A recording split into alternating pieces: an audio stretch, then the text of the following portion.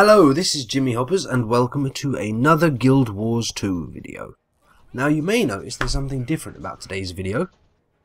It may be the fluttering of butterflies in the air, or the exotic glint of purple enveloping my skill bar. Or you might have just noticed I'm using a fucking Mesmer! And that is indeed because I am using a Mesmer. A condition spec Mesmer as it goes. Well, in this video I'm just going to give you a quick rundown of the exact weapon skills and utility skills I use, and the specs and traits and all that shit that I use in this spec. Now, the weapons I'm using are a sword and torch. Now, the sword I'm generally using for its second ability, which allows you to channel and barrage your opponents with a series of quick attacks whilst avoiding all damage for the duration of that channeling ability, which also happens to nicely sync up with the third ability on the sword, which allows you to throw out an illusion at your opponent and then teleport to its location if you choose to, whilst immobilizing your opponent. And due to that ability, immobilizing your opponent, it syncs up really well with your 2 ability, which then causes you to whack them whilst they're forced to stay in place, and they can't do any damage to you because you completely evade all attacks. The torch, on the other hand, has a nice little ability called Phantasmal Mage, who throws out these attacks which cause confusion to your opponents. Now, confusion is a condition which causes your opponent's attacks to do a little bit of damage to them every time they use them. It doesn't do a whole lot, but it does a little bit of something, and it all adds up. And on top of this, the Phantasmal Mage also can give your allies retaliation. Again, when your opponents hit your allies, this will cause them to receive a little bit of damage. The difference being that confusion is something that's caused by your opponent attacking. The attack doesn't have to be successful, it's just the use of a skill by your opponent will cause that damage, whereas retaliation is something that the opponent is only affected by when they successfully hit the person who has retaliation on them. More importantly though, I use the torch for its 4th ability, which is called the Prestige, which is quite a fancy name for it. It's really a bit much considering all it does is stealth you, basically. But that is, in and of itself, quite a cool ability. It's a really good defensive skill to use when you're getting beaten up, just to be able to get out of there. But you can also use it aggressively, because when you come out of that stealth, you erupt your nearby opponents in flames. And that is useful for a condition spec Mesmer, because the burning does, I think it actually does more damage than any other type of condition. And when you're spec'd for conditions, it does that bit more damage. So if you do want to stay in hand-to-hand combat, especially since you've got your sword up, which is great for hand-to-hand combat, break into the battle with an eruption of flames and then proceed to hold them down and slash them up with your sword. Now, the torch and the sword are all well and good, but to best utilise your condition damage, to best maximise it, to best terrorise your opponents with it, you want to be using the staff. The reason being? Well, the first ability of your staff inflicts random conditions on your opponent. Now, in addition to this, its attacks can also bounce towards other enemies, which also causes random conditions to them. Or they can bounce over to your allies, which gives random boons to them. So you get 2 for 1 out of each attack, which is a good deal, you know?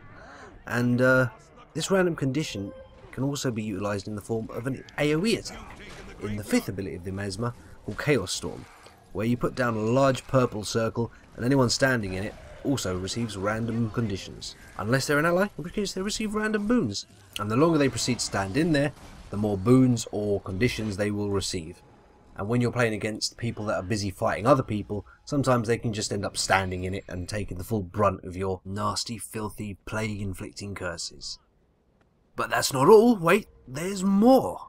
Want to cause even more random conditions against those who would see you beaten into a bloody pulp? Then utilise the staff's 4th skill, Chaos Armor, which inflicts random conditions and extremely heavy bruising to anyone with the audacity to take you on in combat, or beat you, or hit you, and all that stuff. And on top of that, every time they hit you, you get some random boons as well. Now, you've got a nice stack of filthy, debilitating conditions on your opponents. What do you do now? Now, why not unleash your 3rd staff ability upon your opponents, which is the Phantasmal Warlock.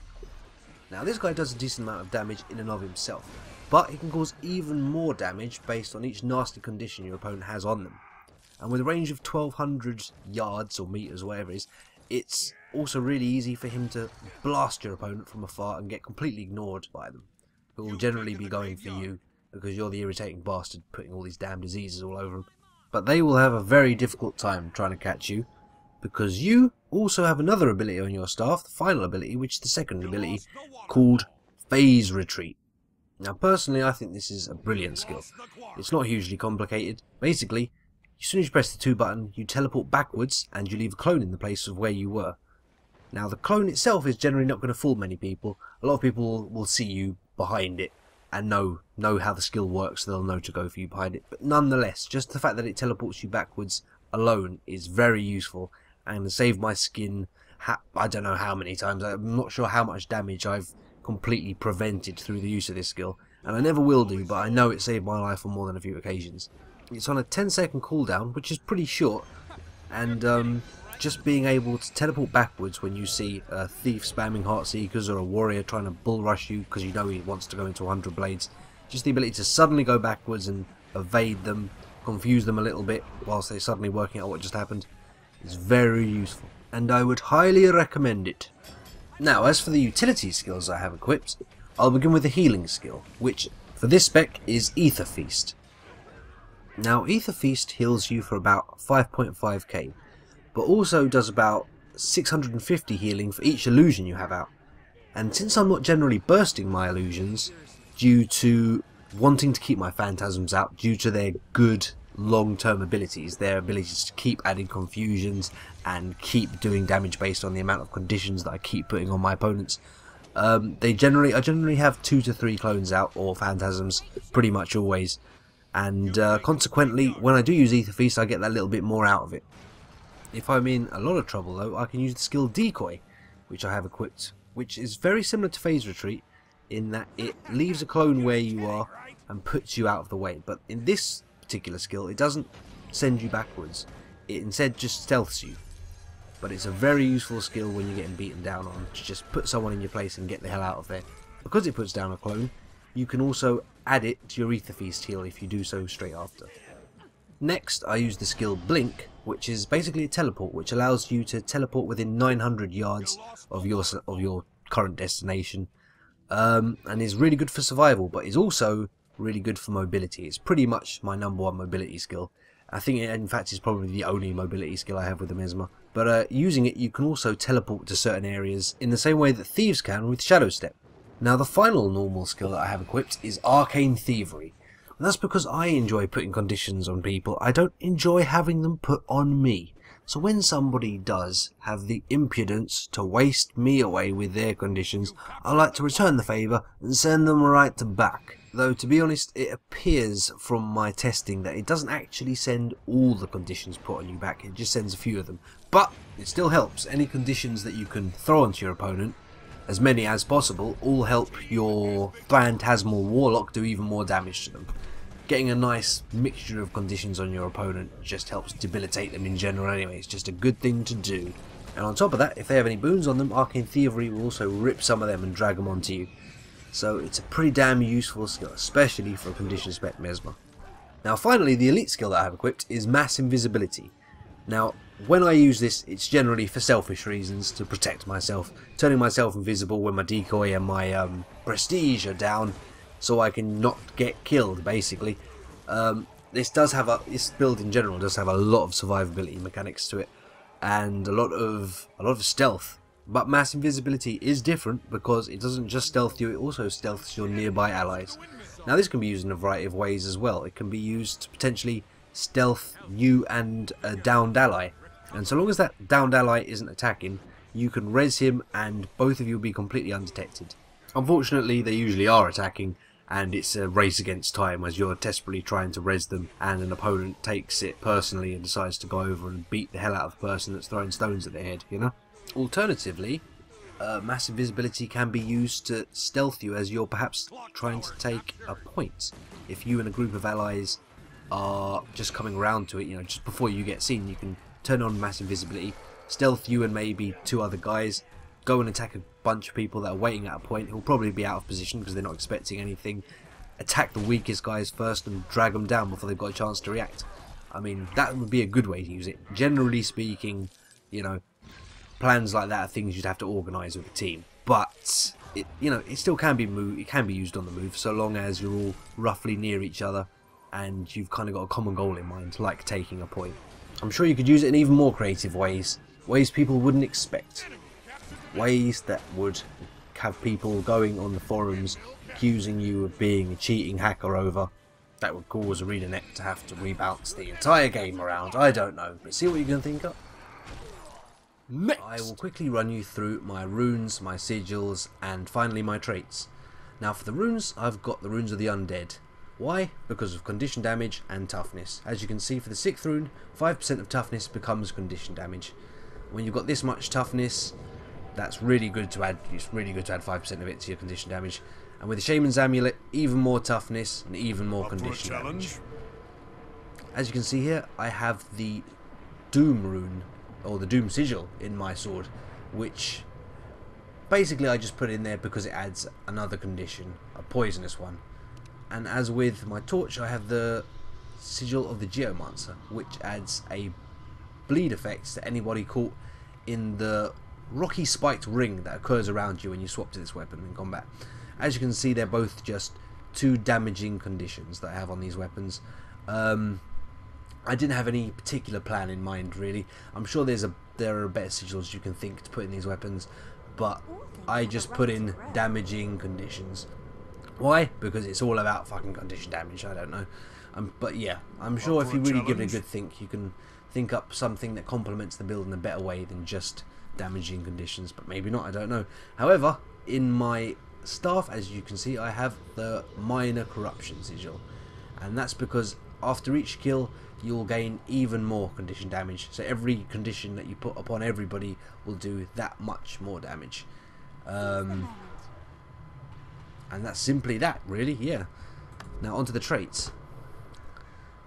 The 20 in domination involves essentially the reason why I've got it is to increase the condition duration by 20%. As with illusions, which increases the condition damage by 200, both of these are useful in and of themselves, but they still have some useful skills in them. I mean, as you can see here, illusion of vulnerability will inflict 5-second vulnerability on anyone that's interrupted. That and dazzling are both skills I tend to not use too much because I don't really cause that many interrupts or dazes, but when I do, adding vulnerability onto people is fine by me. On top of that, rending shatter also enables that any illusions that I do shatter, not that it's common, not that it ever happens that often, but when I do shatter them, an 8-second vulnerability is put onto the opponents, and since vulnerability is a condition, it enables you to just do that much more damage, not just because the vulnerability is on them, but because the vulnerability is a condition in and of itself, which will allow your phantasmal warlock to then hit them that much harder. And lastly in the domination tree I have crippling dissipation, which enables clones to cripple opponents when the clones are killed, and that will just prevent people from being able to chase me as effectively when they're using AoE attacks to try and hit me and my clones, try and sweep across us. As they're dropping clones, they're also slowing themselves down, which allows me to create that much more space between me and my opponent. Next up is the 30 I have in Chaos. Now, Metaphysical Rejuvenation gives 10 seconds of rejuvenation when my health reaches 75%. When you link that in with Illusionary Membrane, you get 2 seconds of protection when you gain regeneration, which is useful because protection, I think, knocks 30% off of the attack, of each attack, whilst you have protection up. And that's quite a useful skill. I mean, it's obviously the more powerful an attack you can protect yourself from, the better, but generally speaking, I mean, you can't really time this to kick in exactly when you want it. It's just going to at some point. However, with Chaos Armor, you can instantly gain regeneration. It gives you random conditions and boons though, so you can't be sure that you'll gain the regeneration. However, if you do proc regeneration, you'll gain 2 seconds of protection on top of that as well. However, you could just proc 6.5 seconds of raw protection, and that'd be good too. Now for the skills I've chosen, Master of Manipulation, 20% shorter cooldowns on manipulation skills. That is so I can have Blink Up more often and Arcane Thievery more often. Both of them very useful skills, and getting to use them that much more often is always helpful. I also have debilitating dissipation, which allows any of my clones killed to put random conditions on opponents, which, as you know by now, for the 400th millionth time, this build is all about conditions. And on top of that, as with this, since crippling is also a condition, not only do people get slowed down when they kill my clones, but they also have more conditions put on them all over the place, which makes them that much more vulnerable to the Phantasmal Warlock. Now, as you can see here, Chaotic Transference, 5% of my toughness is given to me as a bonus to my condition damage, which is great, because 5% of toughness also here adds to the condition damage. So you're getting a lot of bonus damage thanks to having so much toughness. And getting an additional 50 toughness here with Chaotic Dampening, whilst also having staff skills recharge that much faster. So this is a brilliant skill for us. And finally, in illusions, we have Illusionist Celerity, which allows illusion skills to recharge that bit faster. I think that only affects my decoy skill, but that's fine, comes for free, and decoy is a very useful skill. Getting to use it as often as possible is fine by me. Compounding Power gives us 3% more damage for each of our active illusions. I generally don't burst my illusions, so I'll have my Warlocks up, my Phantasms up, and generally a clone as well, thanks to the 2 ability, which I'm often using. So having 3 clones up is quite a common thing, and consequently you'll often get that 9% more damage that you'll be wanting by having up 3 illusions. All shatter skills inflict confusion with illusionary retribution. Again, I don't shatter often, this skill comes for free, but when you do shatter, it's nice to inflict that extra condition on people in the form of confusion. And finally, illusionary elasticity, which allows all the bouncing attacks made by Winds of Chaos to bounce to one additional opponent, or potentially to one additional ally and give them boons, which just compounds the sheer amount of conditions you're throwing out all over the place and the amount of damage you're causing because of it. Thank you, and goodbye!